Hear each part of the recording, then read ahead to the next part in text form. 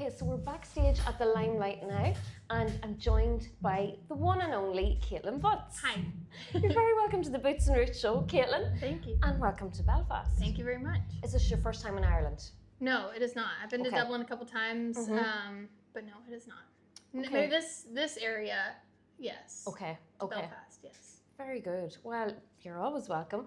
I have so much I want to talk to you about. I know you've been so busy. I've been really following your career, and we've been playing you loads on the Boots and Rich show. Thank you. Namely, obviously, your Roadrunner album. We were really enjoying that.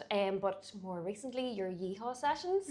Have to say, I love the covers. Thank you. You know, I'm a bit of a magpie myself, and I do like to cover a song or two. Yeah. But I love, obviously, I love Tulsa Time. But the middle. Yeah. Wow. Do you know, like, when I heard your cover of that song, I was like, God, I know that song. I know that song. And it's Jimmy Eat World. Jimmy Eat World, yeah. Jimmy Eat World. But do you know, I never actually listened to the words of it before until your version. Thank you. That's kind of the whole reason why I did it. I've always listened to that song growing up, and then I went to karaoke one night and saw this girl singing it, and I was kind of emotional that night, and I was just reading the lyrics, and I was like, this is such a meaningful song. It is. The next day I was like, I wonder if I could play this on guitar, and I started playing it, and just like kind of singing it to myself for comfort too, because it has such a beautiful message. And then I played it at soundcheck, and my band, they're like little emo rock kids too, so they were like, dude, we should work up that song. And so that's kind of how it turned into that. And we just love, the reason why we got into doing music is hearing other people's songs and wanting to do it for ourselves. And so we love playing cover songs because it's just music that we love, and it's kind of like our own karaoke and high stakes karaoke. But yeah, I'm really glad. I've been getting lots of good like messages online, and people saying that it's like means a lot to them to hear it in that way, and is an encouraging song. Yeah, no, it really is. I did not get the meaning of it before. I really didn't. I can't believe growing up I could have had the message from that song, but I totally missed it. But now it's like, it is a really meaningful song. So really, like, we've been playing you loads, loving the music. But I know you've been super busy. You were on tour with Lainey.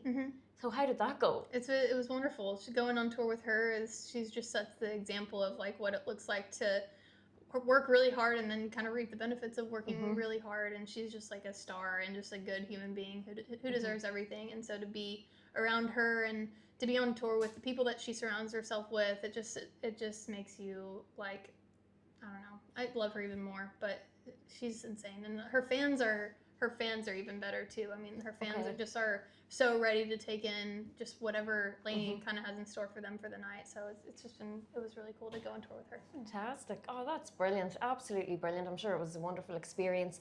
But I know you've been busy with other stuff going on. You have Willow Avalon just released a track featuring yourself. Yeah. All right. So how did that come about? Sounds fun. It's all these like collabs and things that have happened lately. It's really just like we're all just friends, and it's just like a matter of a text message and showing up for a studio thing, and that's kind of how she and I have met a couple of times. And just she's so warm, and I think like just right off the bat, but it's weird, or not weird. It's like it's cool to meet other girls doing this because we kind of have this like understanding of what we kind of go through, and just a mutual respect too. And so with fast friends, like every girl that I meet along doing this that is doing what I do, it's just everyone clicks pretty fast. And but Willow is such a great songwriter and just she's hilarious and just has lived so many lives. But she just texted me and was like, hey, I have this song, would you want to come sing on it? And I did. Yeah, good. No, we got to live out our Thelma and Louise dreams in that music video. So she made the right choice, didn't she? She definitely did, picking you. So that's been fantastic, and I love that. Yeah, the girls at the minute seem to be on top. Like I think the girls are flying at the minute. And speaking of which, obviously, then you featured in Ella's video. Yeah. So was that a massive deal for you as well? Yeah, truly. She asked me again, just like call me on FaceTime and. Was like, hey, you want to be in a music video? And I was like, hell yeah, but not realizing that I was going to be like in it, like as like an actual part. And so I got sent the treatment for it, and like, this sounds awesome, and thinking I'm probably just going to be an extra, but it turns out I was like the bathroom bitch. So I was super excited to be just like actually featured like a lot in it, as like main plot, you know. I don't know, it was just really, really cool for her to just include me in that way. But that's kind of how this all kind of goes. Girls that whenever girls like LL win or Lainey win, they kind of are turning around right behind them and picking up the next girl that they Yes. like admire, or like just that because of that mutual respect that you have. And so it's just cool to kind of be pulled up by those women. Well, that's lovely. That's how it should be, Yeah. isn't it? Like, so that's really, really good. So, Kaitlin, it looks like everything's been going really, really well for you. But I did mention to you when we came in here that we actually interviewed your husband on Flatland Cavalry back in 2022. And again, like that, you video out from them, and you were involved in that too. Is that right? Yeah. The Unglued one. Is Yes, that, yes. Yeah. I helped direct that with Chris Rudy. I love writing music video treatments, and I've done them for my own self. And woo, hello sound check.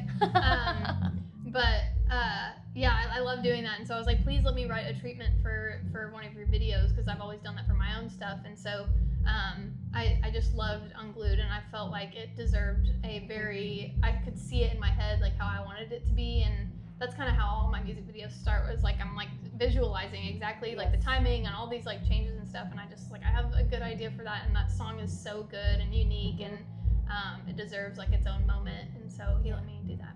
Brilliant. Yeah. Oh, that's fantastic. So it sounds like you could have a whole side hustle there going on with the video. Like, honestly, I would love that. Brilliant.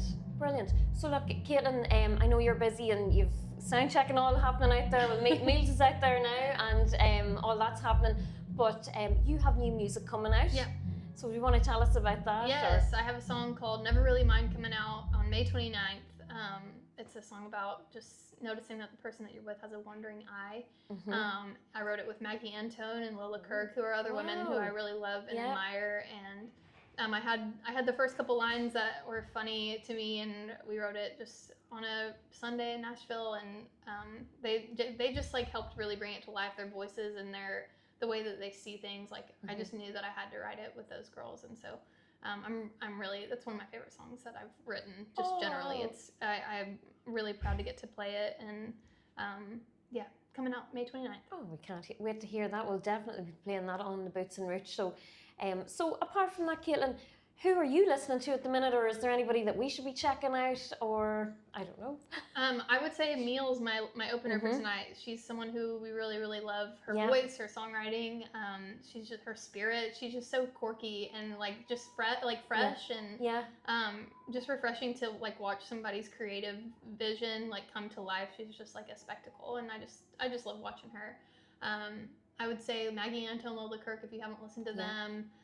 Ken Pomeroy from Oklahoma. She's a girl who I've known her since she was probably 15, but she's really like blossomed into this like incredible songwriter and performer. And but I always refer to, like, whenever people ask me who they should listen to, I'm like, if you like me, there are so many women that are doing this that kind of made me too as well. So I tell them to go to my Spotify and go to my artist playlist, and I have a playlist called Women in Country. And it's all my friends and peers and women that are songwriters, and just kind of like a full range too. It's not just like the people that are bigger on like the lineups. There's people that maybe don't have that many listeners, but who have incredible songs who just haven't had their moment yet. So I encourage everybody to just go listen to them. Well, we'll absolutely be checking that out. So Kaitlin, I'm going to let you go now, but the Yeehaw sessions, it's out in vinyl now, is it? Yes, yeah.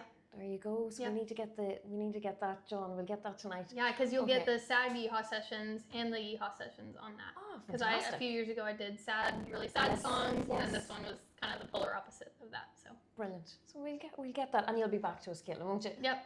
Brilliant. Okay, well, thank you. Have me. Oh, of course we'll have you. Absolutely. Come back, and you'll be playing a bigger venue the next time. I hope so. You will. You will indeed. Thank you so much. Thank you. Thank you.